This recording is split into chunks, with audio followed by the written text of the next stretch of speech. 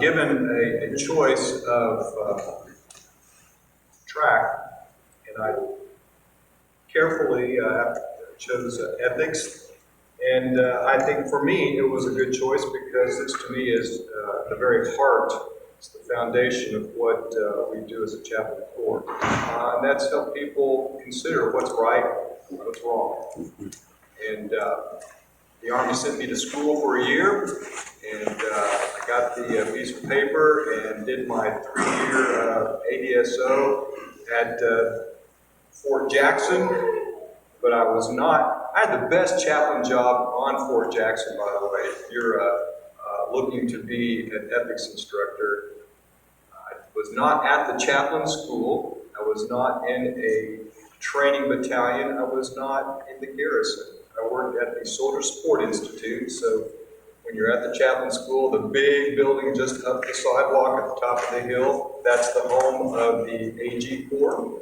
And I spent 3 years trying to instill a sense of ethics to AG officers and finance corps officers, and hopefully some of it's done. So like Chaplain Gillespie, my presentation, I owe a lot to a friend, colleague, mentor. Maybe some of you know Dave Acuff. He's now retired, but he was actually the deputy at Fort Jackson when I arrived, wide-eyed and thinking I knew something from my ethics training. And he really supplied the seed to what over time evolved into this. And I dusted it off, had fun looking at it again, and reread the Bowman article that was sent out to most of you, and hopefully you had a chance to look at it. If not, there will not be a quiz at the end. In fact, speaking of, the way I like to do this is to kind of present this as some facilitated discussion. In the world of ethics, so I like to see everything in shades of gray. I'm very comfortable with shades of gray.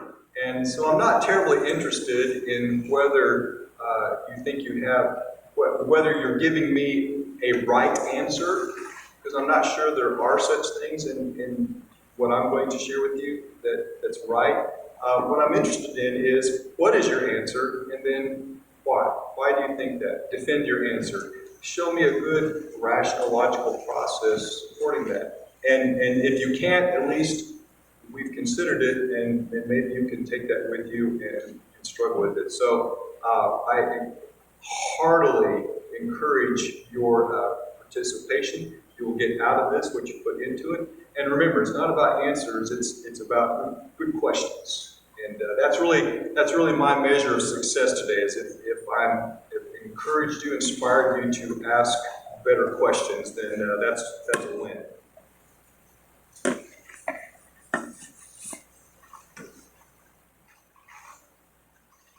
So the only thing I really want you, this is a TRADOC deck that I developed and SSI helped me put graphics to. And of course, we have to have the TRADOC slide that tells you where the exits are and what to do. And yeah, if aliens land, that kind of stuff. So really, the only thing I'm interested in you remembering on this slide is the bottom left corner. What is good? So I'll throw it out there. What is good? God is good. Amen. Okay. For you pagan atheists out there, what is good? That's a joke. TV. It's what? TV. TV is good? Okay. Why? Enjoyable. Okay, so it's enjoyable, it's fun. So what, and I like to use names here, and it's dark and I'm old and blind, so I can't see your name tape, so help me out here. Wiggins thinks TV is good. Now, has Wiggins made a moral statement or a descriptive statement?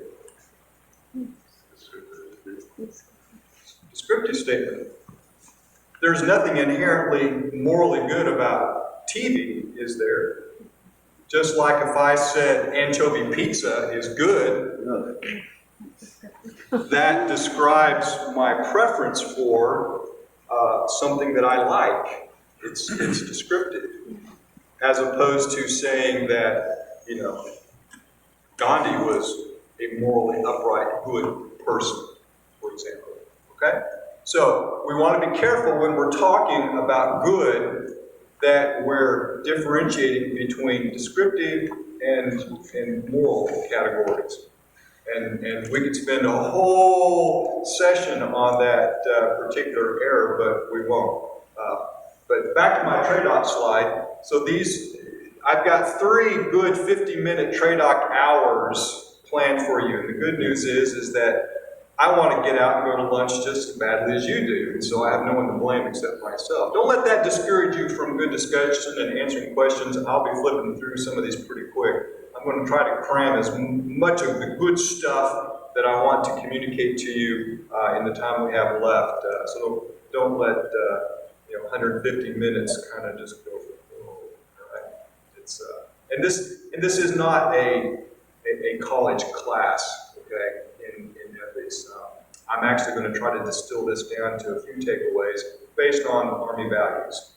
Remember, I was originally teaching AG students, and they're not nearly as sharp as you are. Right. I don't want to do that. Okay, so some terms. I've already perhaps tipped my hand that I like words, and I think having a common operational picture of what we're talking about is important. Again, these are words that we might kind of know how to use. We may have even used them, but we don't necessarily know how to define them. A lot of times we use moral and ethical interchangeably, and that's not inaccurate, but there's some slight differences. The way I like to kind of describe this is that morals are what we believe, the specifics of what we believe. Ethics, in what I am trying to accomplish today, is more like the system of how we organize what we believe into something coherent, rational, that makes sense. Okay? Virtue, the manifestation of moral excellence in character.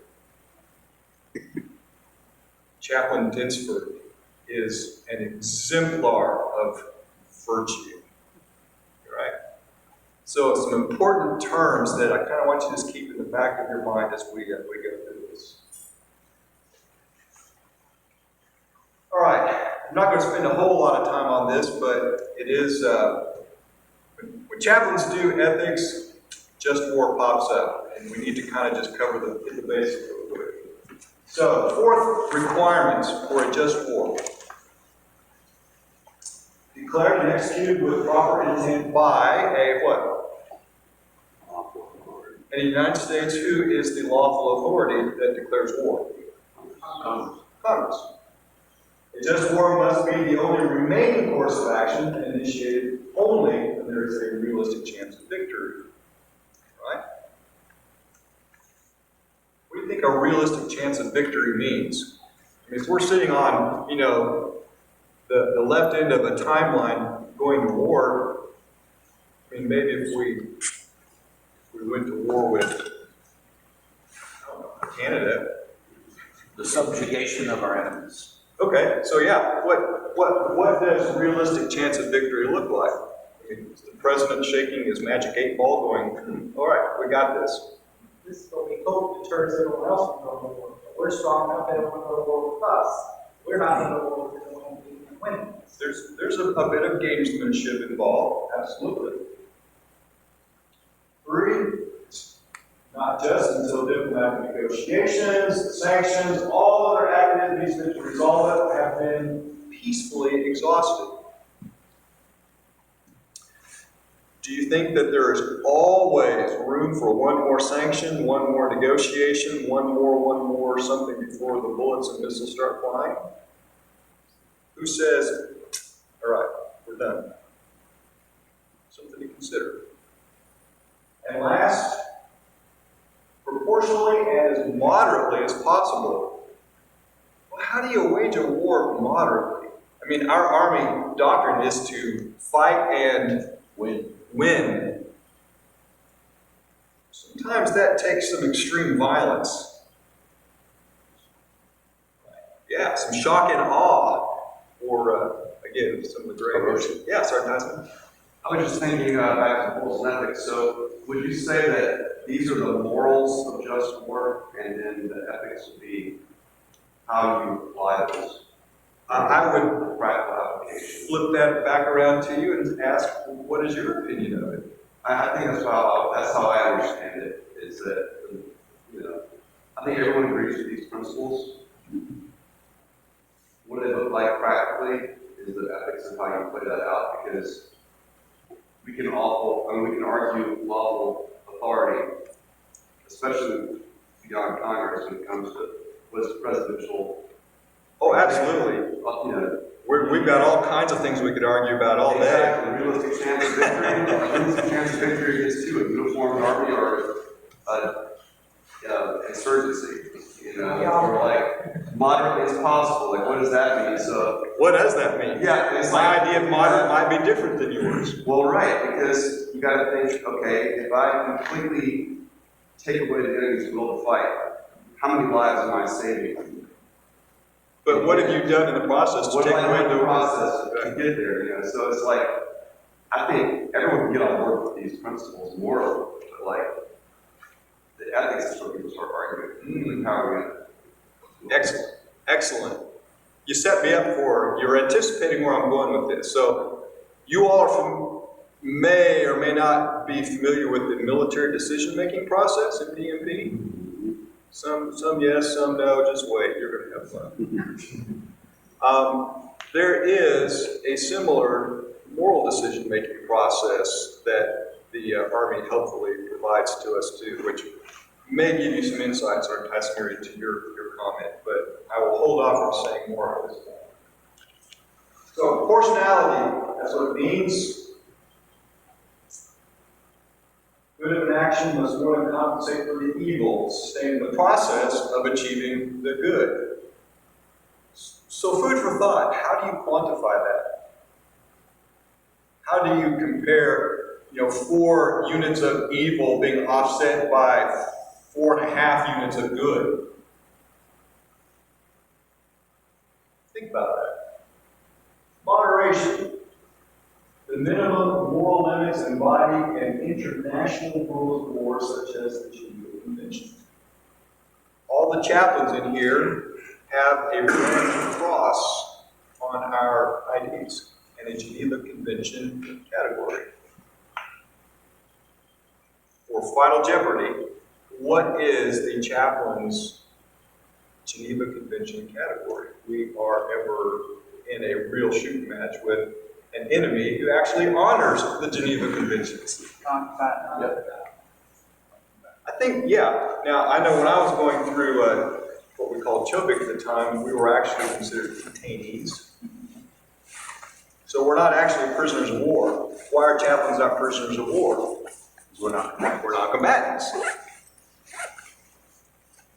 So we can't be prisoners of war if we are non-combatants. So we are officially detainees. All right, so that's one. So Latin. All right. Dr. Gillespie, can you translate? How's your Latin? Yeah. English. Any Latin experts in here? Jus ad bellum, jus in bello.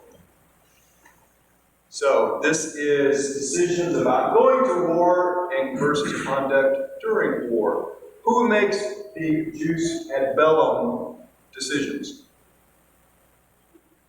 The proper authority. The politicians. DC. Okay? The conduct during war applies to the jus in bello applies to us. Okay? A few years ago, I want to say it was Marines. They were in the news because they had taken some Qurans and urinated on them. Also in the news, not too long ago, there was some Qurans that had been kind of mixed in with just some bric-a-brac and taken out and burned, and the media got wind of it.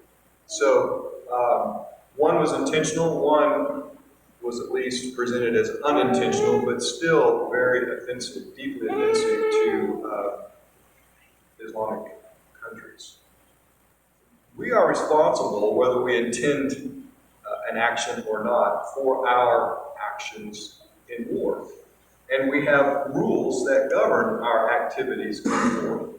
So bear in mind the little tidbits that I've given you to think about as far as just war. And all the training that we do helps us to be good warriors. What is good? We follow the rules that make us good. In one system of ethics, yes, it does. All right, let's have a little fun. Any of you remember the TV show 24? Yeah, okay, so binge watch that over your 4-day weekend. All right. Manhattan, the time bomb. We're very archetypal here, Hollywood scenario. You have a terrorist in custody, and he knows the code to deactivate the bomb, and you're running out of time. He's not talking. Okay? Your interrogation team has tried everything. You've tried just being decent to him. You offered him a reduced sentence. You've even bribed him with money or things that he values. Nothing's working. Nothing at all. Time's running out. Pressure's on. Literally, tens of thousands of people are going to die when this bomb goes off. One option left. What is it? Rip out his fingernails. Shoot him in the kneecaps. Right. Torture provides some chance that the terrorist would give you the information you need. But despite the grave consequences of not locating the bomb, isn't torture unethical? Chaplain check. Isn't torture unethical? So according to the convention, it would be yes. What's according to chaplain check?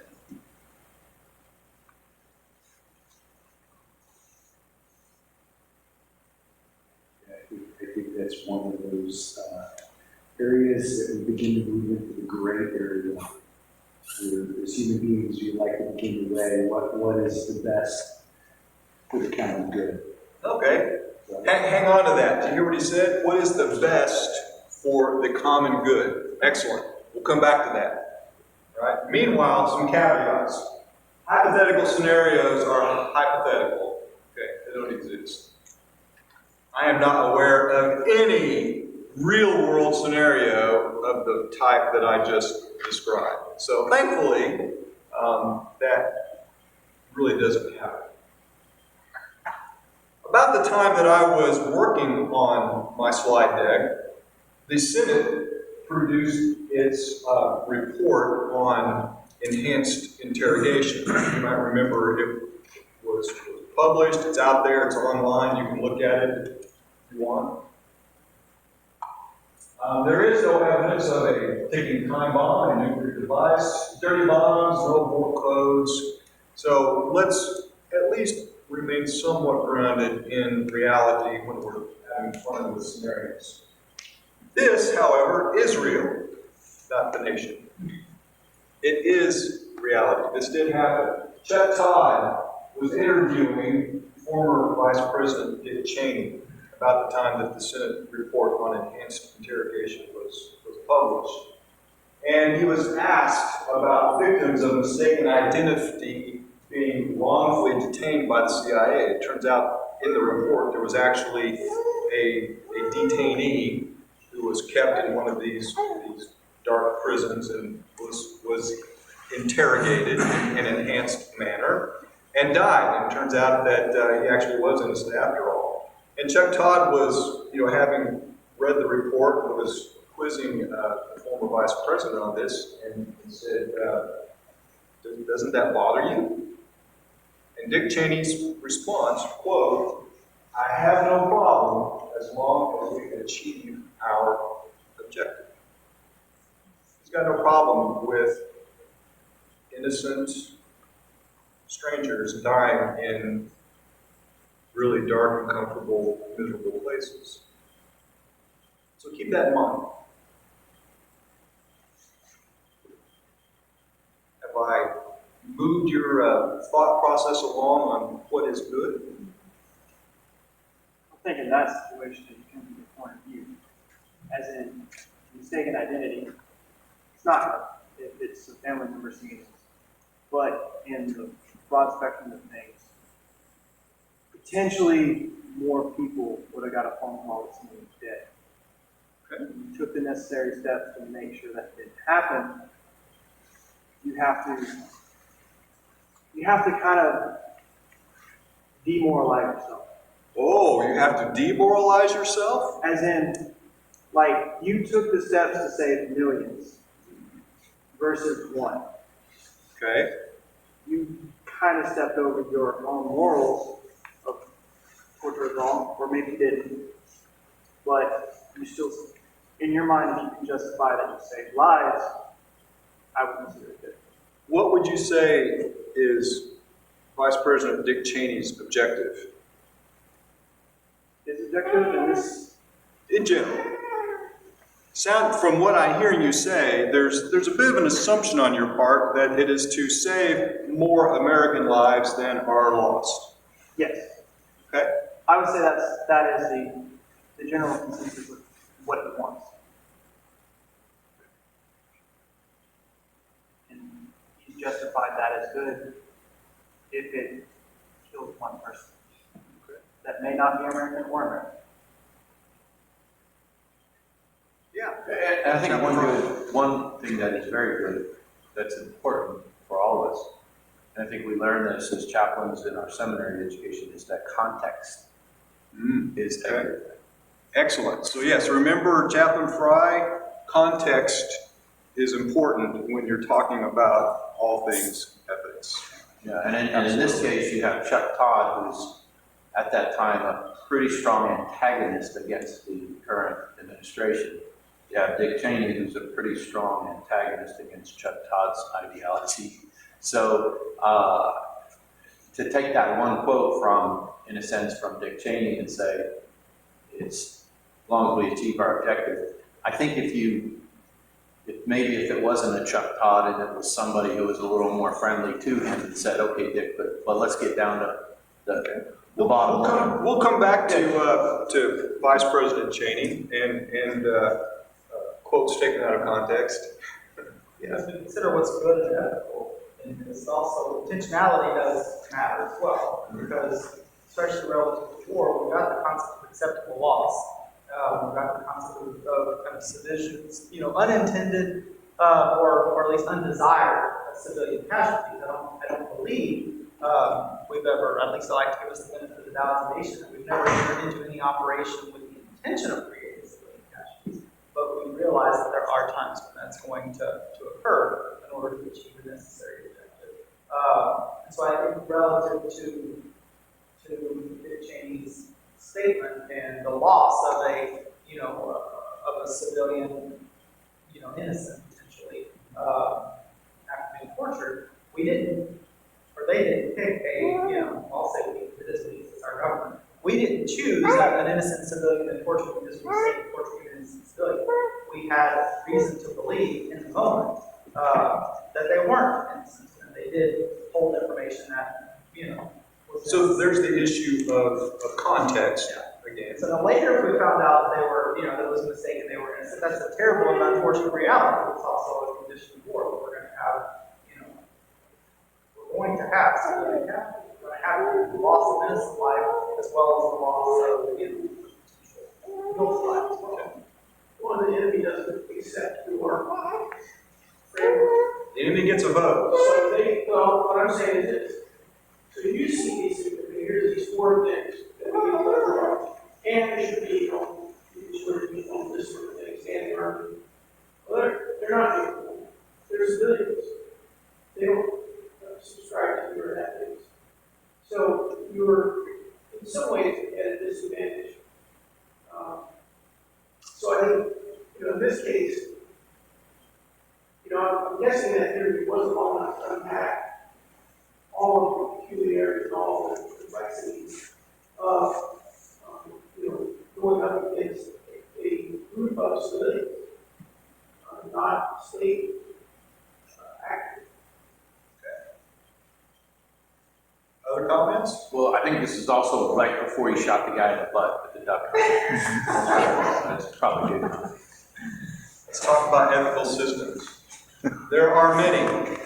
Here are only 3. And I'm not making any sort of qualitative judgment about them. I'm merely presenting data, okay? The deontological, utilitarian, and virtue system of ethics. So a deontological system of ethics says if you follow the rules, you're good. It is the Army's official system of ethics. Do we have a few rules in the Army? A few. Just 1 or 2. Okay, we call them ATPs, we call them regs, we call them field manual. We don't call them anymore. We call them ATPs, Navy. We have laws. So we have a lot of rules.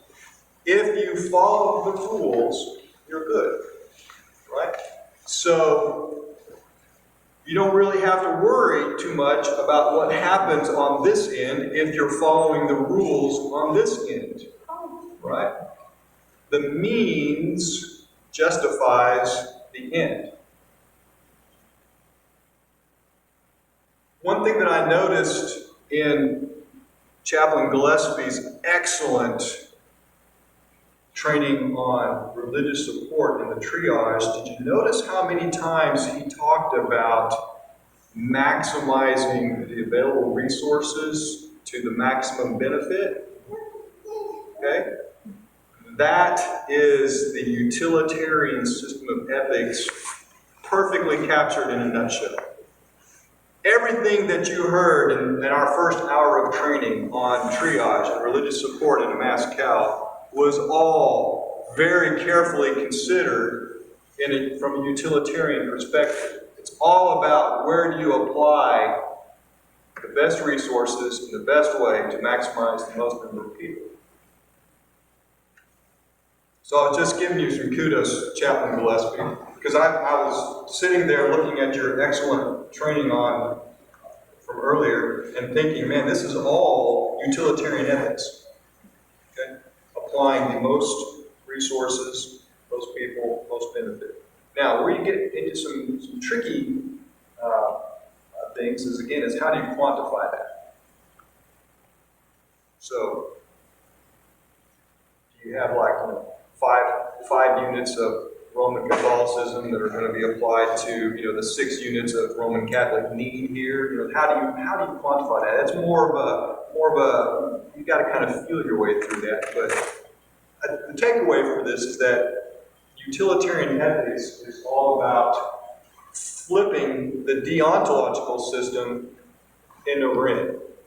So the ends justify the means in a utilitarian system, all right?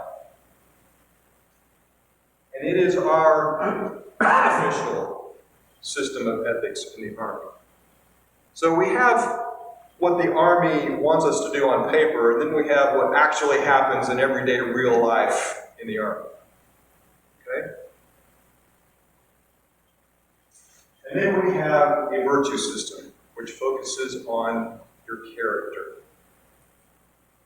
We do have some Greek experts in here, right? Right? What is your telos? It's your purpose. Okay, so if I were to say, what is the purpose of a watch? Okay, and that's usually the answer I get, so I'm going to push you a little bit. What is the purpose of a watch? To tell time Correctly. accurately. Okay. So the purpose of a watch is to tell time accurately. Haven't you seen, okay, so I'm going to risk being sexist here, but I've seen some ladies' watches that were intended to be jewelry.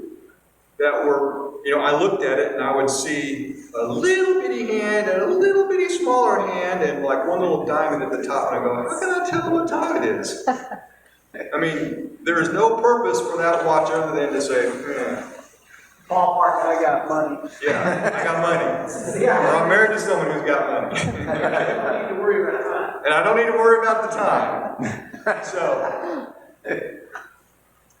you need to consider the telos, the purpose, and watch is just kind of a fun example.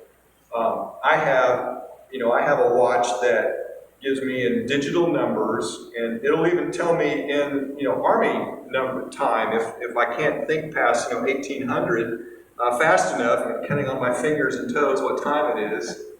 So, the purpose of a watch is to tell time accurately. And I would argue that this should be, ethics is the world of shoulds and oughts. This should be our ideal system of ethics. This is the goal. This is what we should be orienting ourselves for, particularly as the Army's chaplain corps.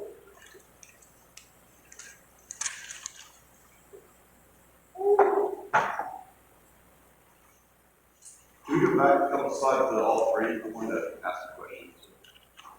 So, do you think there's like a taxonomy of these? So, to have some cohesion. So, the way it makes sense to me is that the virtue model is kind of like Plato's construct. It's like, this is the ideal. That's kind of where the utilitarian gets its, how it defines what its good is. It's like, utilitarian here is what works best. But why does it even care about that? It cares about what works best because it thinks what works best for most people is a virtue. That's why it thinks that. Because it's looking towards that model. And why are there rules? Because human beings like to explain things in the simplest possible terms at the lowest level. So we make these rules to make a formula. If you follow this formula, you will. So by taxonomy, here will take you to arrive at what's best. By taxonomy, are you suggesting that maybe this is a system of systems? Yeah, well, I think that, I haven't studied the history of it, but I'm just thinking, I think they're all trying to do this, they're all trying to do the same thing. Oh, yeah. I think they're connected, though. Oh, absolutely. They're all connected. They're all slightly different ways of looking at. But I don't think they're so different because they're trying to. Whoa. Well, here's what I'm saying. Here's what I'm saying is that the reason that utilitarian system of ethics is looking to find the answer of what's best for most people is because it believes that that's a virtue. Oh, absolutely. Right? And the reason that deontological, it has rules. I don't think a utilitarian would agree with you. Well, maybe not. It's purely maximizing benefit for the maximum number of people. Right, but they believe that that's a virtue. Otherwise, they wouldn't care. Right, but they don't really give a rip about your virtue system of ethics because virtue, don't bother me with that touchy-feely stuff. But they believe that that itself is a virtue. The fact that for the most group of people. To which I would say, so, it's a virtue. Right. Big deal. So, I know. So what I'm trying to get back to is that they're looking at that as a virtue. And then I think that the deontological camp. Let me see if I can draw you a line on I'm finish my thought though. Sure. Because I think that the deontological camp, they're just trying to create, at the lowest level, a system of rules for people who maybe aren't good at that higher level of thinking.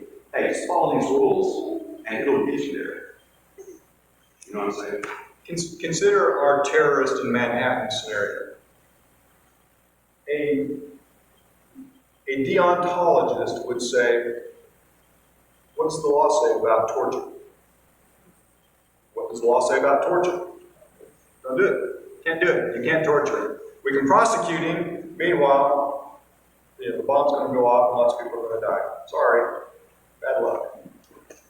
The utilitarian says, yeah, torturing. Pull the guy's fingernails out. The ends justifies the means. A virtue ethicist would say,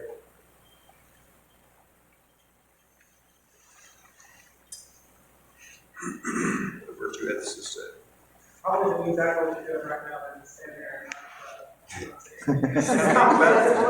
why are we at war anyway? Let's who does God call me to be in this situation? I keep thinking about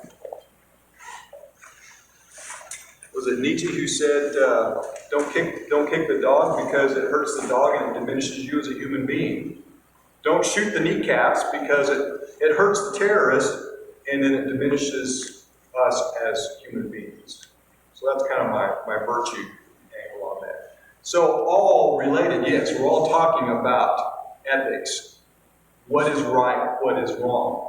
But very different ways of approaching that. Kind of like the blind man and the elephant. You got a blind man saying the elephant feels like the tail, one saying, well, it's the elephant's like the trunk, one saying, no, it feels kind of like, paper and thin, like the ear. They all got a little piece of it. And the reason that we have training like this is so I can say, well, here are at least 3 pieces, and think of them as tools in your toolkit. If all I have is a hammer, every problem seems like a nail. But if I have a hammer, a screwdriver, and a saw, then I've got multiple tools in my toolkit, and I can use the appropriate tool for the appropriate problem, which is very utilitarian. One reason why this can seem challenging to differentiate between the 3 is because, at least from my point of view, they only are completely separated in theory. There's not a human being out there who's just purely a virtue ethicist Yes. who doesn't have any utilitarian, conviction or deontological conviction at all. Now, there are people who are predominantly virtue ethicists, or predominantly utilitarians, or any of the other ones that are out there. Correct. But no human, consciousness can just be one at the absolute exclusion. These aren't homogeneous, discrete categories. We all kind of move through these moment by moment.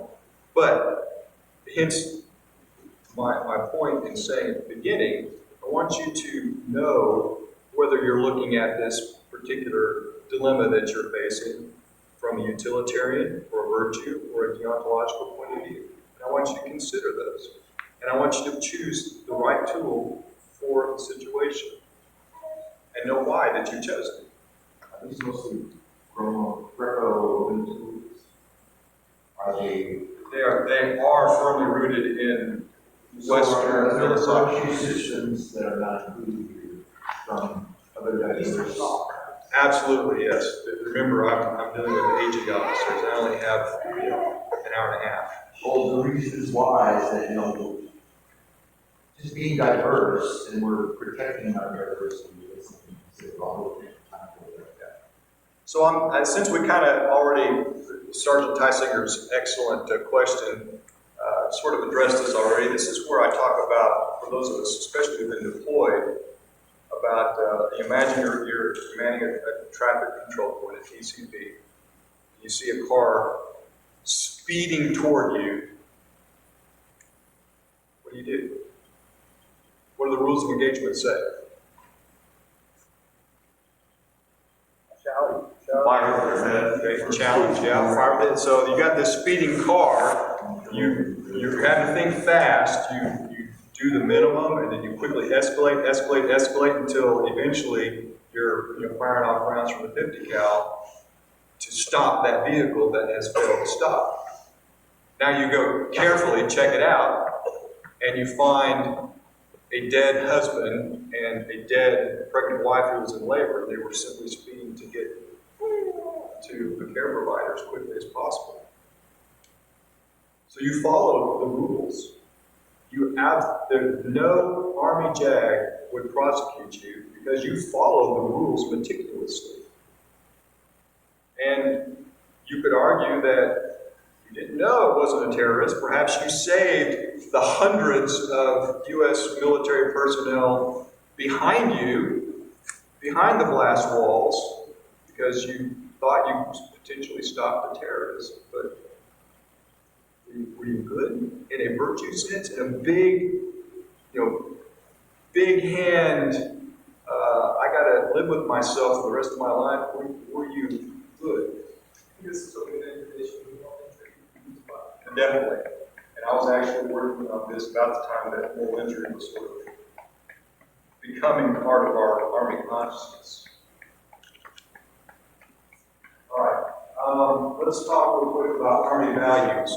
Are you familiar with the term locus of control? Anybody? Bueller? Locus of control. So parents will appreciate this if you have young children, teenagers. An internal locus of control means that I'm internally motivated. I'm not going to wait for the world to happen to me. And an internal locus of control person typically is more virtue driven. Whereas an external locus of control person kind of sees the world as everything's being done to me. It's external coming to me. And they tend to be a little more rule driven. That organizes the external world around them. Okay? Internal, external. Now, the Army values are codified in our Army rules, but do you think the Army wants us to receive them as principles or as rules? Are they principles to live by or are they rules to live by? And depending on your locus of control, your context, everything that you are that brought you to this point today is going to kind of help govern that. So I really don't want you to raise your hand and necessarily answer that, but I want you to think about it for yourself and kind of assess, do I see these as rules that I got to follow or as maybe principles that guide my behavior?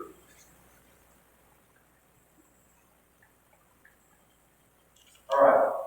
Second worthless slide. The only thing I want you to pay attention to, we considered what is good.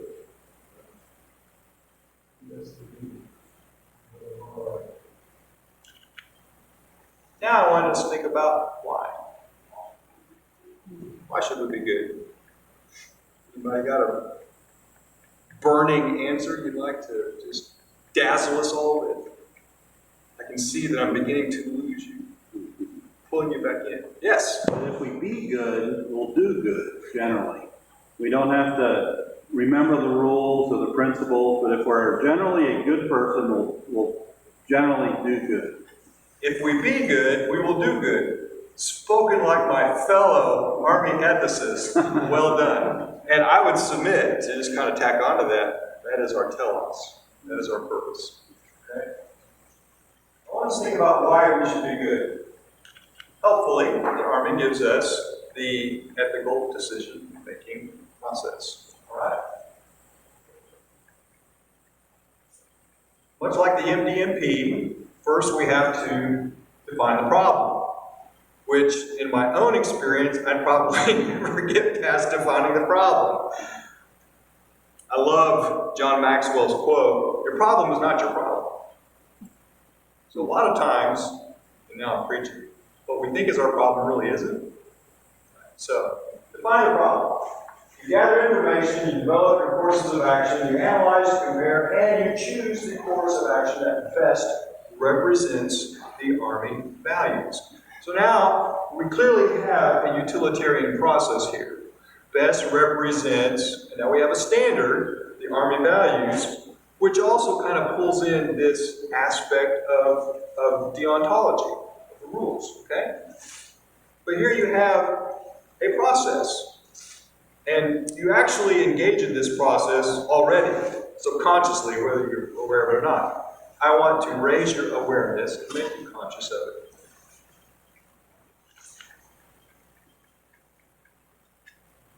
So, I have a question to ask. My wife Karen and I, we really enjoy travel. And, well, you know, living in Fort Greely is kind of expensive. And I've got some leave I need to use. We'd really like to go back to Scotland. Would anyone mind donating their paycheck to me next month? I mean, I could really use it. Linda, will you donate your paycheck to me? Am I going? No. No. No. No? No. Crushed. I was really looking forward to having some, walking around money. At Chaplain Gillespie, you're going to be a doctor. They make all kinds of money, right? You can afford to donate a paycheck to me. Just 1 month, that's all I'm asking. Half a month? No. Anybody from the East Coast? Grew up on the East Coast? So radio stations on the East Coast all begin with what letter? W. All those of us who grew up west of the Mississippi, we grew up with radio stations that begin with K. Why do I give you this little bit of trivia? Because we all, no matter where we grew up, listened to radio station WIFM. What's in it? In it's one word. Man, tough crowd.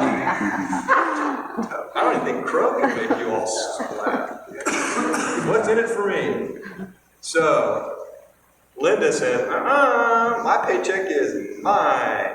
Gillespie says, even half my paycheck is mine. What's worth? So, I would submit to you that what's missing in this process is tuning into WIFM. It's a good process. It works for Army purposes. But just like I think when we were talking about triage, and really you kind of touched on it in your comments, but I didn't see it in the slides. One of the things that I think we forget about is when we're taking care of people, later on we need to take care of the UMT.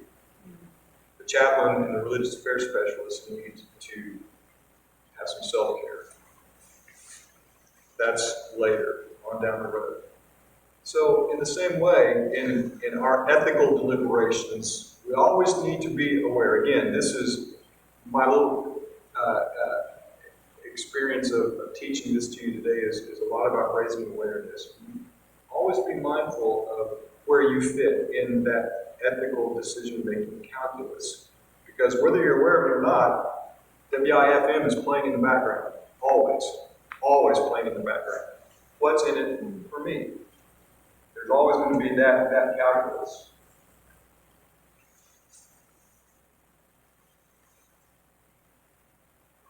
Let's talk about our postmodern world for a moment. We're going to shift gears a little bit. So, I do not time. All right. This is where I kind of have some fun with the oldsters and the youngsters in the group. So, is there anybody younger than 23? Because I know that's my religious affairs specialist age. You're 23. 23, sir. You're going to be 23. In a few days. Who's 22? How old are you? You're 22? Anybody younger than 22? 22. In your head. All right, so you are Private Parkhurst. All right, if we were cutting the cake, Private Parkhurst would be invited to the front to be the youngest soldier present, excluding myself, who is the oldest soldier present. That would probably be Dinsford, Lee, or Fritz. Who the hell are you? No, really, not in your head. I'm 3 years younger than you. Went to theology school, not math school. Daryl, how old are you? 56, sir. 56? You are old. Charlie, how old are you? I'm 55, I will be 56. Not the oldest one, that's a first. I'll be 54 in April. Okay, so we have Dinsford and Parkhurst. Well, this is a little unfair since you probably already know what I'm going to do with this. All right, so what I want to do, and I'll try to move this process along. The words that are highlighted there. So this is an incredible quote, and this is the kind of the trick that I had to do to break it down. Postmodernism is a contemporary movement of thought which rejects totalities, universal values, grand historical narratives, and the possibility of objective knowledge. It is skeptical of truth. It tends toward cultural relativism, opposes elitism, and celebrates pluralism. Private Parkhurst. Please don't feel like I'm putting you on the spot, and if you want to shrug and say, I don't know, that's totally cool. But do you know what pluralism is? Tell me, give me your 22-year-old understanding of pluralism. Pluralism and groups would be what one that pluralism Yeah, okay, so great. The Chaplain Corps deals with pluralism in a lot of ways. So, Chaplain Dinsford, pluralism. Give me your 56-year-old understanding of pluralism. Multiple systems that are viewed as 22 years old or even younger? Was your neighborhood very pluralistic? no. And Private Parkhurst, how would you consider your neighborhood? Is your experience here at Fort Wainwright fairly pluralistic? Okay. So you can see there's a bit of a generation gap there in how we understand, appreciate, we're aware of pluralism in our world. Can you define elitism? I think I'm just about that. So, being more, one socially, so one kind of another, and is harder to get to them. Okay. Elitism includes this notion of hierarchy, right? The Army is certainly hierarchical, isn't it? Chaplain Dinsford, what is elitism?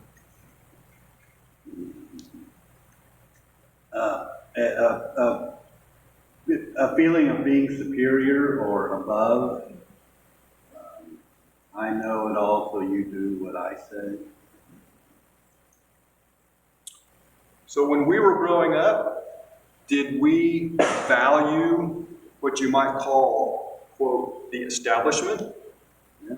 Oh yeah. Mm-hmm. We valued experts and expertise. We valued, if you always were respectful to the police, to the fire, to even to the politicians. They were at the top, and we understood our place in the rank order. Does that mean a whole lot to you? Let's say that you weren't in the Army. This is a bit of a skewed population here because we all live in a very hierarchical Army closed system. But let's say before you joined the Army, did you care much about elitism? I did the lower one because I will play and I know what I have. There wasn't a hierarchy, but I bet on the whole, you and probably your millennial friends, very generally speaking, we're all created equal. Especially as a woman. Back when Dinsford and I were growing up, well shoot, Virginia just yesterday finally ratified the ERA. We all kind of like, yay. It's symbolic. Women have done a lot of amazing things, but if they didn't always get credit or have opportunity back in the 70s, elitism. Last one. What's relativism for you?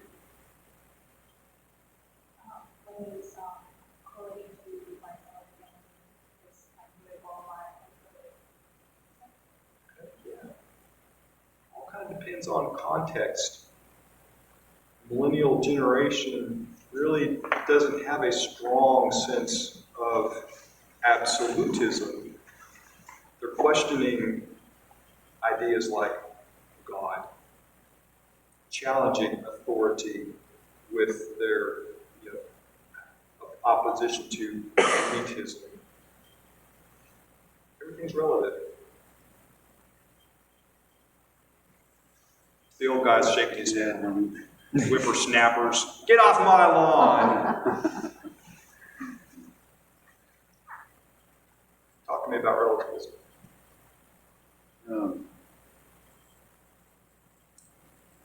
Yeah, well, thinking of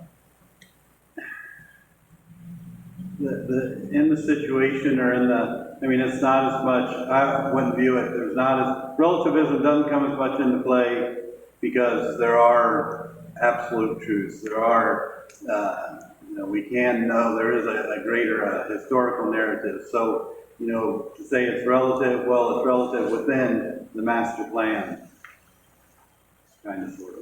Very old-fashioned of you.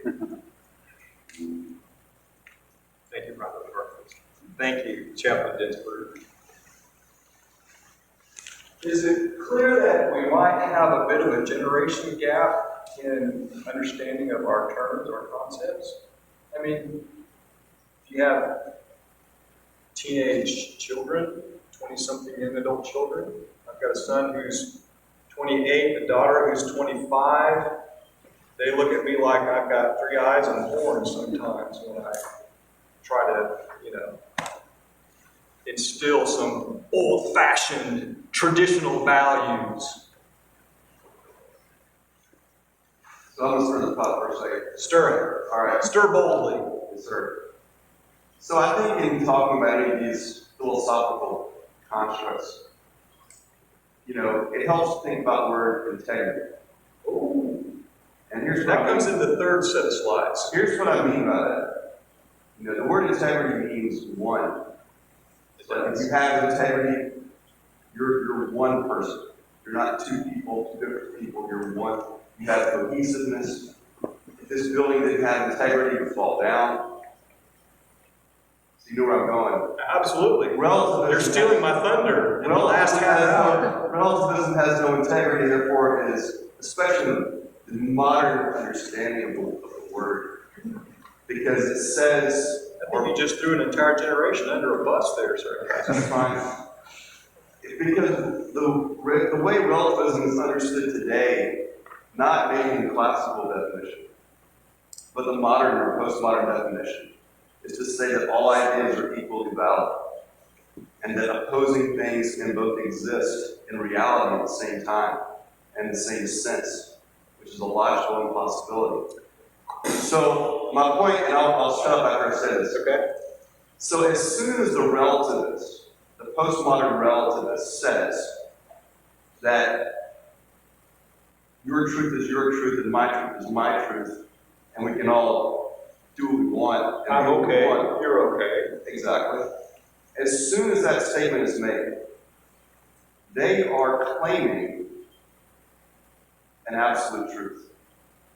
They are saying that what they believe is true for everybody, not just for them. And by that definition, relativism has no integrity because it undermines itself. It's trying to describe reality for everyone, but it can't do that because its very definition says there is no truth. Okay. And if a philosophy has no integrity in that sense, why are we even talking about it? Oh, I'm glad you asked that question. Why is it just dismissed? Because it can't even survive a logical conversation. Chaplain Gillespie, jump in. I would just offer, at least from my point of view, I think relativism is not a new concept at all. I think it is something that has guided humanity from the beginning. Relativism has always been the first and foremost in our thinking. It just depends on what we're relating to, what we're orienting ourselves to. So, Context is important. Exactly. So go back, 60 years. As we're bringing up children 60 years ago, there there was a. But Chaplain Dinsford was around. So there was, the point of orientation to them was something more absolute, a more absolute understanding of God, for instance. So if God is your absolute truth around which you orient yourself, then all absolute truth is relative to what you understand about God. Now, what I feel like has happened in the last, generation or so is that the point of orientation has moved in multiple different directions, but most often seems to be oneself, one's own logic. How I understand the world, not what I naturally accept, externally. And so that internal justification for whether it be ethics or just worldview, whatever it may be, it has become more relative because we're no longer basing our orientation on something absolute. Well said, so yeah. And to that end, you're asking us to divorce our theology from our philosophy. So if our philosophy reveals our theology, our philosophy is based on our theology. If we believe that there is a God, He's absolute, our philosophy will be based on that, and it will go to a certain place. If I believe that I am God, or that there's nothing greater than me, then my philosophy is going to be on that foundation as well. So Kuhlman, Gillespie, and Tysinger got way more intense on this than I would ever expected or intended. Really, I want to just talk about language. So great discussion, great conversation, but I'm not really intending to argue the problem or merits of relativism as a construct. More to say that postmodern soldiers, private partners, will tend to understand good differently than Chaplain Dinsford. That's really all I'm trying to say. Now, where I think that's relevant is that it's possible that private partners could be deployed with a Chaplain Dinsford. You've got typically older chaplains, and we're trying to communicate to our younger religious affairs specialists. And that presents some challenges. On the way up here, I compelled Specialist Bryant to listen to my oldies playlist. Every song on it was older than her. So we have some unique challenges. And language is going to be one of those. To communicate modern Army values, what do I mean by that? The Army is squarely rooted, firmly rooted in modernity. The Army is hierarchical. It is the establishment. We have very clearly defined values and rules. The Army is not a postmodern entity. And so we have Army values that are grounded in modernity, and we're trying to communicate those in a way that's meaningful to postmodern soldiers, to the Bryants and the Parkers and others. And we need to do that in a way that everyone kind of gets, that understands, that we need to be on the same page. Our technology has collapsed our geography. I can pick up my idol and tap into the world's knowledge like that. If I had a phone number, I could call around the world, somebody on the other side of the globe. Our technology has collapsed our geography. And for all the good it brings some challenges as well. And we need to be aware of this. No longer a belief, probably even more so today than when I made this slide several years ago, that science and technology are making a better world. Dinsford, Fritz, Lee, Crow, Worrell, Check, Kuhlman, we grew up, Gillespie probably, we grew up in families that believed technology will make a better world. I said better living through modern chemistry, you all know the commercial, you know, remember there was, what, DuPont? Yeah. Better living through modern chemistry. Now, we have permanent impermanence. It's called planned obsolescence. Apple does not expect this device to last for 50 years.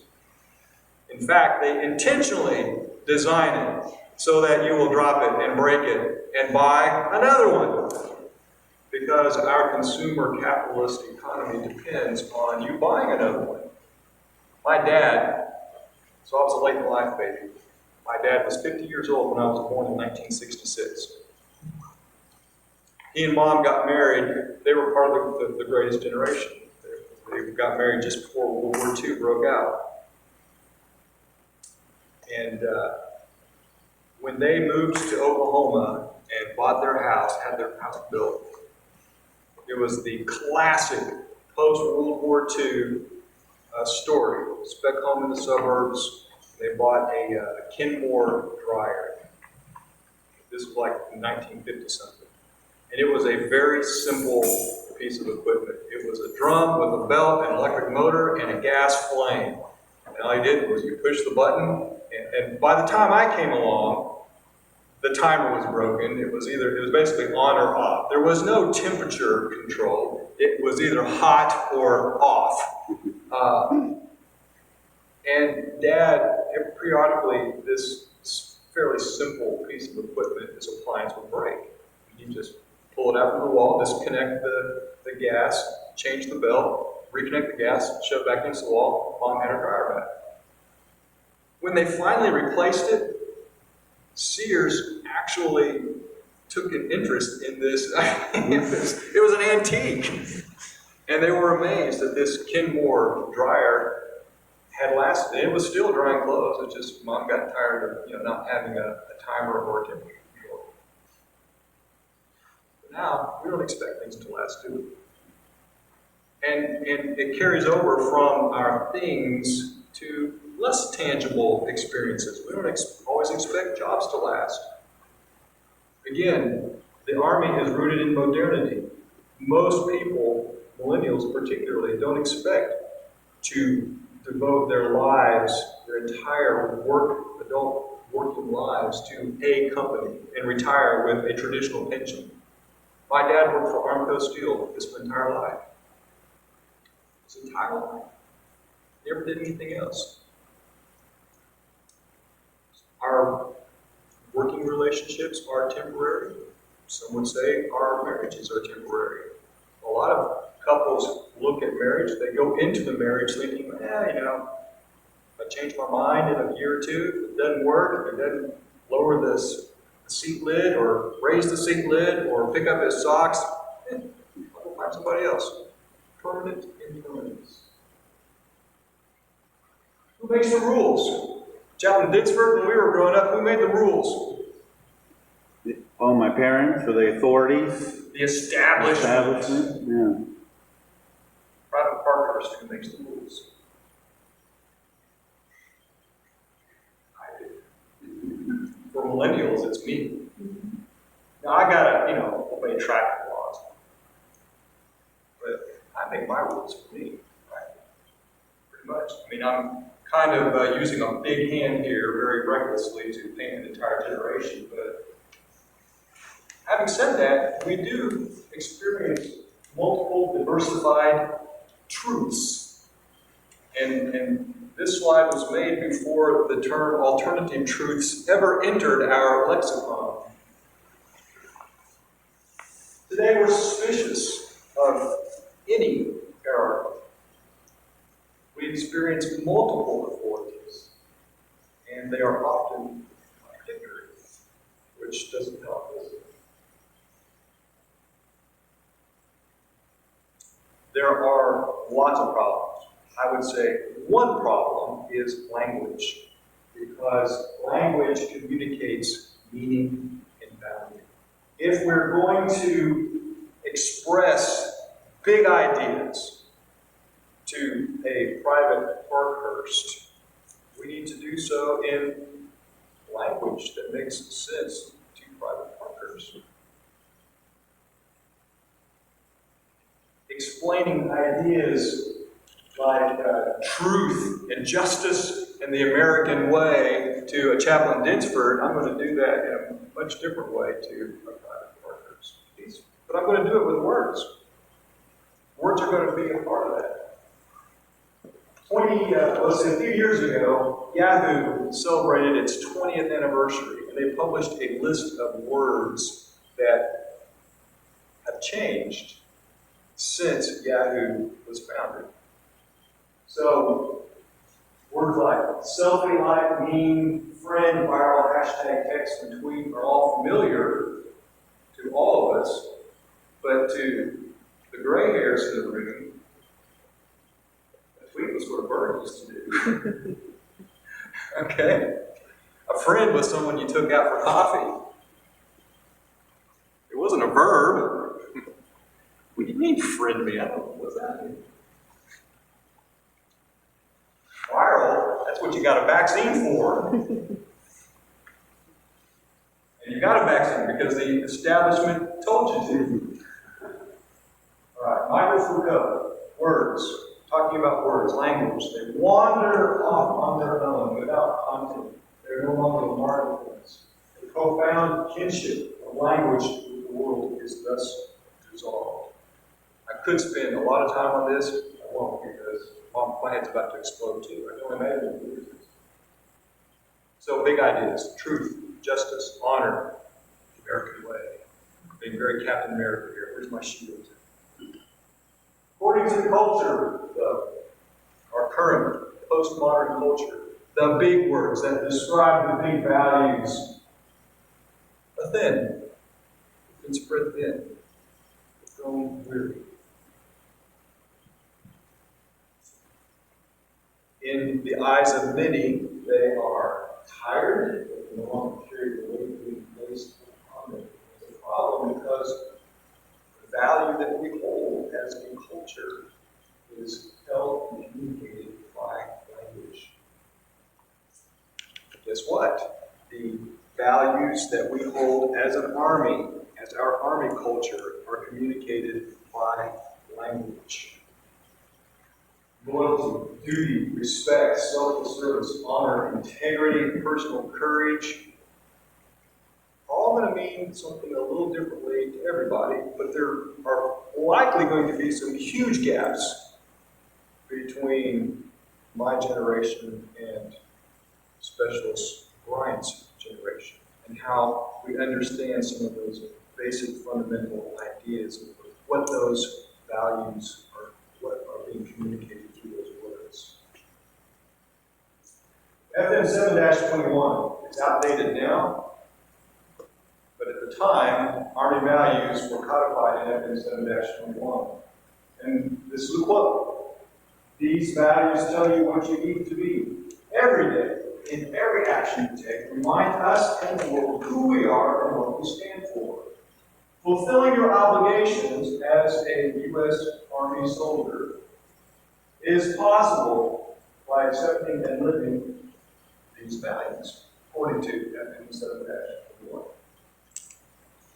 So, Sergeant Tysinger, here we are.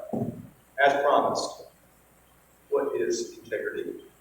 It is an Army value. It's one that most soldiers think is very important, probably at the top or near the top of our Army value hierarchy. Would you repeat again about the comment about integrity meaning whole? Right, that wasn't the Army definition. No, but the Army agrees with you. Right. So I think the Army definition is doing the right thing legally and morally. Isn't that what it says? But Do what is right, legal, and moral. Right. Ding, ding, ding, ding, we have a winner. what I was saying was the etymology of the word means one, like integer. Yeah. And that implies A ship's hull has integrity. right. If it's sinking, it has lost integrity. Right. It's It's able to got hold the- its own weight, stand up underneath its own weight. It's not compromised. FM 7-21 says also about integrity. It is a quality you develop by adhering to moral principles every day, 24/7. It actually says every day, 24/7. Let me ask you this. Do you adhere to moral principles every day, 24/7? Who's wrong? Oh. Okay, so let's don't muddy it up too much. Just yes or no. I follow my rules every day. Okay? Spoken like a millennial. Nah. I think part of this too is to consider integrity and talk about a couple slides back, big words that have lost their impact. They're tired. As I think through what America as a country, the West in general, has been through emotionally as kind of craft away or carried away from the millennial generation. The establishment didn't necessarily, or at least hasn't been trusted to have had a very high degree of integrity. The government telling us things that they knew were not true, engaging in wars that didn't have kind of that public approval, that sort of thing. And so now those words have become tired. They've been worn thin and over-applied because there was a lack of integrity. I remember an article in the Psychology Day a couple of years ago talking about what millennials look for the most is authenticity. They want something authentic. Be who you really are. So they know what they're getting. It's like, I don't know. So be authentic means that I'm the same person essentially at work as I am at home. Words and deeds match. Words and deeds show consistency. And this is actually how it happens in verse 21. But let me ask you this, do you lie? Raise your hand if you lie. And if you're not raising your hand, say if you're not raising your hand, you're a liar. We all lie. Just the deal. Little white lies are the social grease that makes the world, kind of lubes the world, and makes it. Have you done much training on the code of conduct? Does the Army still do that anymore, or am I too old-fashioned? Only in search school. Code of conduct. Article 3. If I am captured, I will continue to resist by all means available. Article number 5. When questioned, should I become a prisoner where I'm required to give name, rank, service number, and date of birth? I will evade answering further questions to the utmost of my ability. In other words, lie. Why would the Army Code of Conduct encourage you to lie? Sir, a lot of the training on code of conduct goes back to code of stuff we talked about. So it's not lying. It's saying, I'm most concerned as a chaplain, I'm most concerned about how my people are doing. It's not lying. It's an alternative truth. It's a lie of omission. I'm not It's a lie saying- of omission. You're staying in your circle. It's like, this is my little circle, I'm not leaving it. I'm not gonna, I know all this other stuff. You're selling it. I'm not buying. Yeah, it's a closed system, but in the big picture of things, If I don't answer your question, I'm not lying. If I ask you a direct question, where are you stationed, and you say Alaska, you didn't lie to me. You told me you were stationed in Alaska. what if I said, tell me where your company is? Tell me where your battalion is. No.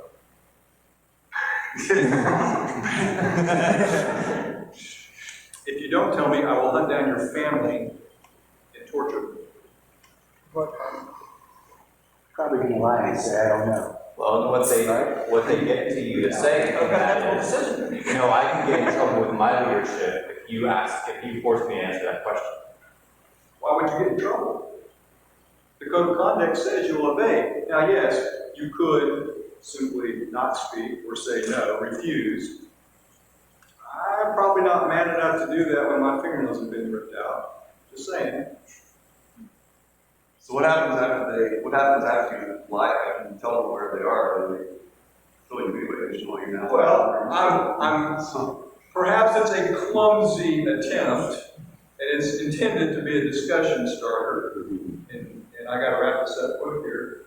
But on the one hand, we have the Army saying have integrity, be truthful 24/7. On the other hand, we have the Army saying, pledge, especially if it means saving your fellow soldiers. In fact, it's honorable to pledge it. It's okay to lie to the enemy to save your fellow soldiers. Just don't lie on the sand. Military.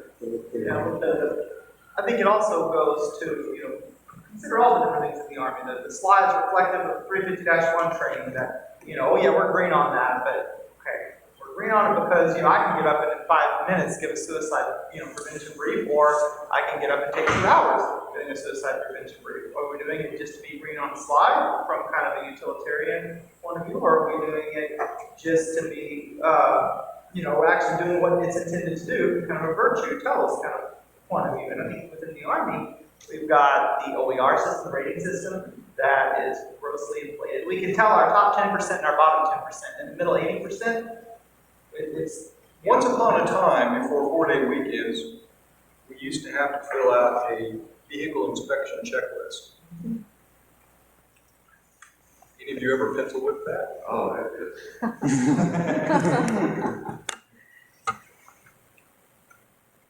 Isn't that a form of a lie? Yes, it is.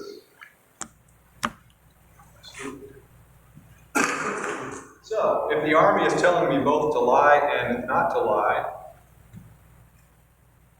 what's a soldier to do? Why be good? The Army doesn't seem to have any integrity on the matter. It seems to be divided.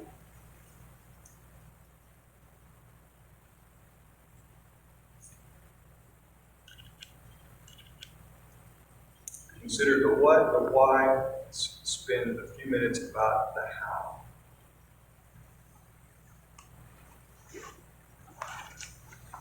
These are my big questions for this block of training. Why good? What is good? How shall we do good? Especially when the words seem to keep wandering off the page in our 41. This is the Army values definition of honor. It's a matter of carrying out, acting, and living the values of respect, loyalty, and tolerance in everything you do. And I would submit to you that essentially what this is trying to say to me, the way I have interpreted it, is that honor is the first value among equals in the Army values system. It's the backbone, the hook on which all the others can hang. Honor is pretty important to soldiers. It always has been. Do you agree? And the Army wants you to understand that it wants you to believe that good equals honor. If you are good, you're a good soldier. You are an honorable soldier. If we are good soldiers, and when it's time to leave the Army, what sort of discharge do we all want to get? Honor. An honorable discharge. If you've been naughty, you get something less than honorable. Or you get a dishonorable discharge. Right. From James Bowman, the article that I'm sure all of you read, highlighted, and took notes on. Honor and shame are socially founded, not under control of the individual who is honored or shamed. What does that mean? And I'm kind of cherry picking the article here, but this is the stuff that's important. External. It's not internal to the person. It's the external value that's being applied. Exactly. Exactly. That's exactly right. Because in America, Wiggins, what did you say a minute ago? I follow my own rules. I have my own set of morals. Your own set of morals. So it's kind of hard to argue with Wiggins when, if I said, Wiggins, you're full of crap. He can say, yeah, maybe that's your opinion, but they're mine. Sounds like an American. Americans as a culture, we try to keep these big ideas internal to me. Because me's pretty hard to argue with. You can say, I disagree with you, and I can say, So, that's because we don't have external authorities, respected authorities making the rules anymore. They don't have integrity. So the only thing that's left is me and my rules. And you can't argue, well, you can argue with me, but I can tell you to pound sand. Because I am the authority. But historically, we're talking centuries ago, in everywhere else in the world practically, except the United States, honor and shame were considered much differently. They were socially governed. You could be ashamed, and you know, they used to, you know, once upon a time in the U.S. they could march into the town square, put you in the stocks, throw garbage at you. The scarlet letter. Yeah, the scarlet letter. Well, I think that's, so when you talk about this, you're talking about affiliation. If you want to be one of us, if you respect what us is, if you really like that, and you want to be part of that, then you will do these things and be honored as one of us, and as one of the highest members of one of us. That's a perfect setup for the next slide. Because what you've just described is what Bowman calls an honor group. Honor is the good opinion of those who matter. Which is also another way of saying that it depends on context, which is something that we've been saying all along. But an honor group is the opinion of those. So who's our honor group in the Army? We have many honor groups. We have our families. We have our unit. We have the Army. We're all, you know, one team, one fight, right? You are part of my honor group as members of the chaplain corps. Those who matter are those with whom one is engaged in a relationship of trust. Those to the family, sports team, Army. The opinion of the honor group matters more than that of any outsider. Do we care what Air Force really thinks? Which makes it hard to rat on one's friends. This is why honor systems fail. You know what an honor system is, right? So once upon a time, before the era of the curry, we might have a coffee pot in the back of the room. And the coffee pot would have a coffee, we'll call it coffee kitty, where honorable people would go and, you know, drop a quarter or two or a buck to help the chapel or the class buy supplies for the coffee pot, the communal coffee pot. And it was an honor system. So who are the coffee drinkers? Who are like the huge coffee drinkers? Virtually all of us, okay. So I'm going to use Fritz and Crow, right? Let's say Crow, I saw him one morning. He had a long night. He goes up and he pours himself a cup of coffee. And man, he adds all the good stuff. He puts in some sugar, he puts in some hazelnut syrup. He's just making himself, it's just like being a regular barista over there. Got the big cup. And he didn't put, and I saw him, he didn't put any money in it. Traditionally speaking, what does honor demand that I do? Call out the dirtbag. But what does the Army say I should do to take care of my battle buddy? What should I do? Ethically, what should I do? Trust that he put a 20 in last week. He could have put a 20 in last week. As a Christian chaplain, maybe I should pay it forward and put in a 5 to cover both of us. But if I were operating on a traditional honor system, I would absolutely call out the dirtbag. Attention, attention, everybody! Chaplain Sean Crow is a dirtbag. He didn't pay. He didn't pay. And now what are we going to do? Shame, shame. Shame, shame, shame. Game of Thrones fans, we're marching through town, aren't we? Maybe we'll strip him naked. Remind everybody that they have to put a quarter in the gate. We'll throw garbage at him. Now, let's suppose this is the derivative nature of honor.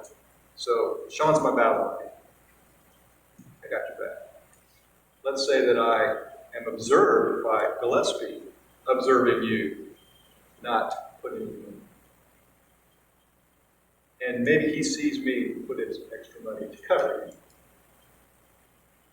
What's Gillespie's obligation according to the shame, honor, understanding? Good old fashioned stone. He's going to call us both out. Crow didn't put any money in, and Fritz enabled him. Shame, shame, shame, shame, shame on both of us. And then they strip us both naked and walk us around, the flagpole and throw garbage at us. Okay. It's harsh. It's harsh, isn't it? And that's the failure of honor systems. It not only requires, it demands ratting out your friends. And I failed to rat on him, so I am culpable. I'm just as guilty.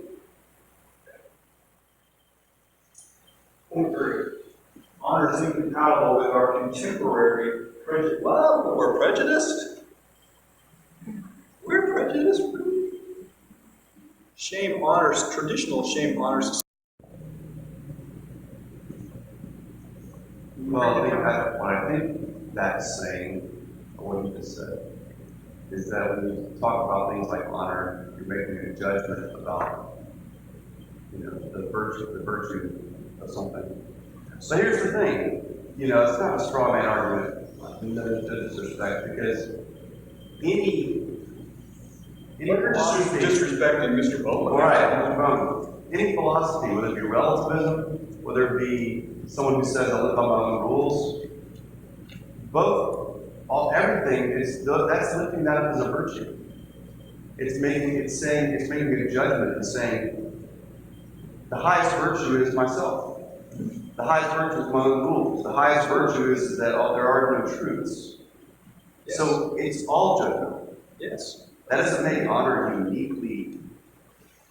system uniquely bad. Oh, I'm not making an evaluative statement. I'm simply saying it's judgmental. Not only is it judgmental, it's not compassionate either. Not like becoming the light of God. It's also relativistic. It depends on your context. It depends on your honor group. And it has been incompatible with Western Christianity. Why does Bowman make that statement? Because of forgiveness. Because Western Christianity values forgiveness, grace. We try not to be judgmental, Matthew 7:1, judge not lest you be judged. We try to be compassionate. If someone strikes you on the cheek, turn to him the other cheek also. Take care of the widows and the orphans among you, and the aliens among you. Honor is traditionally understood. Honor is incompatible with Western Christian ideas of non-judgmental compassion. Did it become Christianized though after Europe became Christian? I mean, isn't it honorable to take care of widows and orphans now? Isn't it honorable to be gracious to people now? Has that idea evolved? I think if it was honorable, we could do it.